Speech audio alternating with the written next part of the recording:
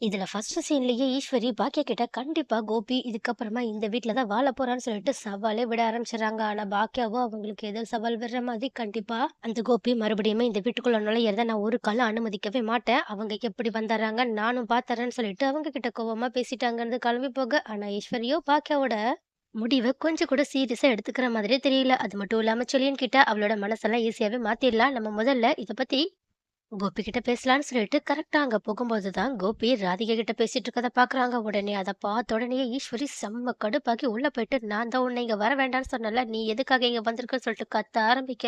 ஆனா ராதிகாவும் இந்த முறை அமைதியா போகாம அவங்க கிட்ட ரொம்பவே கோவமா பேச ஆரம்பிக்கிறாங்க. அது மட்டும் இல்லாம, நீங்க தானே என்ன நேத்து கூட நான் அவ்வளோ கெஞ்சியுமே கோபிய பார்க்க விடாம தடுத்தீங்க. ஆனா இப்ப பாருங்க, கோபி இப்ப என்ன தப்பா புரிஞ்சுட்டு இருக்காங்க. நான் அவங்கள அந்த நிலைமையில வந்து பார்க்கலன்றதுக்காக நான் அவங்க மேல அக்கறையே இல்லாத மாதிரி நடந்துக்கிறதா நெனச்சிட்டு இருக்காங்க. தயவு செஞ்சு நீங்களே சொல்லுங்க அப்படின்னு சொல்லிட்டு சொல்ல. ஆனா ஈஸ்வரியோ ஏற்கனவே கோபியையும், ராதிகாவையும் பிரிக்கணுன்ற நோக்கத்தோட இருக்கதுனால, அவங்க அப்படியே பிளேட்டையே திருப்பி போட ஆரம்பிக்கிறாங்க. அது மட்டும் இல்லாம நேத்து கோபி ஐசியூல இருந்தான். அதனால தான் நான் அவன நீ பார்க்கக்கூடாதுன்னு சொல்லி சொன்னேன். அது மட்டும் இல்லாம, நீ வந்து பார்க்கும்போதெல்லாம் இங்க கத்தி கூச்சல் போட்டு பிரச்சனை பண்ணிட்டு இருக்க. அதனால தான் அந்த பிரச்சனை இருக்கக்கூடாதுன்றதுக்காக தான் நான் கோபிய உன்ன பார்க்க அனுமதிக்கவே இல்லன்னு சொல்லி சொல்றாங்க. உடனே இத கேட்டுட்டு கோபியும் சரி, ராதிகாவும் சரி, செம்மையா ஷாக் ஆகுறது மட்டும் இல்லாம, ராதிகா என்ன ஆன்டி சொல்லிட்டு இருக்கீங்க? நீங்க என்ன நடந்த விஷயத்த எல்லாமே வேற மாதிரி ஒரு ஆங்கிள்ல சொல்லிட்டு இருக்கீங்க. கண்டிப்பா நீங்க நேத்து என்கிட்ட அந்த மாதிரி நடந்துக்கவே இல்ல. இதுக்கப்புறமா நான் கோபியோட லைஃப்குள்ள வரவே கூடாதுன்றதுக்காகவே என்ன அடிச்சு தொரத்தாத குறையா என்ன துரத்துறீங்க. ஆனா இப்போ மாத்தி மாத்தி பேசிட்டு இருக்கீங்கன்னு சொல்லி சொல்ல. உடனே இத கேட்ட ஈஸ்வரியும், நான்லாம் ஒண்ணும் அப்படி பண்ணலையே.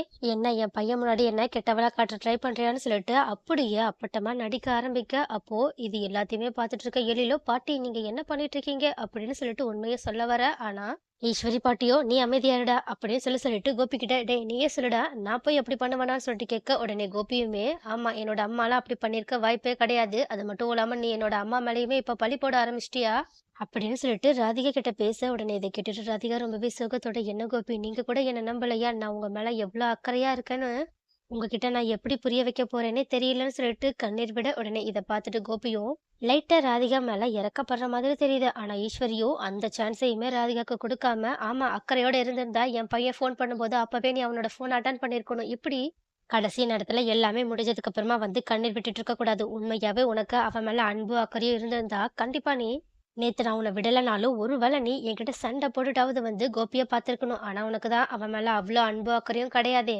அப்படின்னு சொல்லிட்டு அப்படியே கோபியோட மனச சேஞ்ச் பண்ற மாதிரி பேச. உடனே இத பார்த்துட்டு ராதிகாவும், கோபி என்ன பார்த்து யாரு என்ன வேணாலும் சொல்லிட்டு போட்டும். ஆனா நீங்க சொல்லுங்க, நான் உங்க மேல எவ்ளோ அன்பு வச்சிருக்கேன்றது உங்களுக்காவது தெரியுமான்னு சொல்லிட்டு கேட்க. ஆனா கோபியோ, இவ்ளோ நாள் நானும் அத தான் நம்பிட்டு இருந்தேன். ஆனா இப்போ எனக்கு அந்த நம்பிக்கை சுத்தமா போயிடுச்சு. ஏன்னா என்னோட குடும்பம் மட்டும் தான் கடைசி நிமிஷத்துல கூட என்ன காப்பாத்த வந்திருக்குன்னு சொல்லிட்டு பாக்கியாவ மீன் பண்ணி சொல்ல. உடனே இத கேட்ட உடனே ராதிகா மனசு உடைஞ்சு போய், அப்பனா இப்போ உங்களுக்கு என்ன விட அந்த பாக்கியா தான் முக்கியமா போயிட்டாங்கல்ல அப்படின்னு சொல்லிட்டு கேட்க. உடனே இத கேட்டுட்டு கோபியும், என் உயிர காப்பாத்துனவ அவ தான, அதனால நான் அவளுக்கு இந்த கிரெடிட்ட குடுக்கறது அவ்ளோ பெரிய தப்பா ஒண்ணும் எனக்கு தோணலன்னு சொல்லிட்டு வெட்கமே இல்லாம ராதிகாவோட மனச கொஞ்சம் கூட புரிஞ்சுக்காம அவங்கள ரொம்பவே கஷ்டப்படுத்துற மாதிரி ரொம்பவே சுயநலத்தோட இதுவரைக்கும் நடந்தது எதுவுமே யோசிச்சு பார்க்காம, அதாவது பாக்கியாவுக்கு அவங்க எந்த அளவுக்கு தொந்தரவு குடுத்தாங்கன்றதையும், அதே மாதிரி அவங்கள கஷ்டப்படுத்துனாங்கன்றதையுமே யோசிச்சு கூட பார்க்காம ராதிகாவோட மனச இப்போ காயப்படுத்துற மாதிரி பேச. உடனே இதை கேட்ட உடனேயே ராதிகா உள்ளுக்குள்ள என்னதான் கஷ்டமா இருந்தாலும் கோபி கிட்ட, பரவாயில்லங்க. நீங்க என்ன பத்தி இப்போ தப்பா புரிஞ்சுக்கிட்டாலும் பரவால்ல. நீங்க நம்ம வீட்டுக்கு வாங்க. அங்க கண்டிப்பா உங்களுக்கு என்ன பத்தி புரிய வரும். அது மட்டும் இல்லாம நான் இதுக்கப்புறமா உங்கள நல்லா பாத்துக்கிறேன்னு, அப்ப கூட கோபி மேல இருக்க காதலால அவங்க கிட்ட அன்ப வெளிப்படுத்திட்டு இருக்க. ஆனா ஈஸ்வரியோ இத கேட்டுட்டு ரொம்பவே கடுப்போட, இதுக்கப்புறமா கோபி உன் கூட உன்னோட வீட்ல வந்து வாழ மாட்டான் அப்படின்னு சொல்ல. உடனே இத கேட்டுட்டு ஷாக் ஆன ராதிகாவும், நீங்க என்ன சொல்லிட்டு இருக்கீங்க? கோபி என் கூட வரமாட்டாங்கன்னா வேற எங்க போவாங்க? அப்படின்னு கேட்க. உடனே ஈஸ்வரியும், ஆமா. அவன் என் பையன். அவன் என் வீட்டுக்கு தான் வருவான்னு சொல்லிட்டு பாக்கியோட வீட்டுக்கு கோபிய கூட்டிட்டு போற விஷயத்த சொல்ல.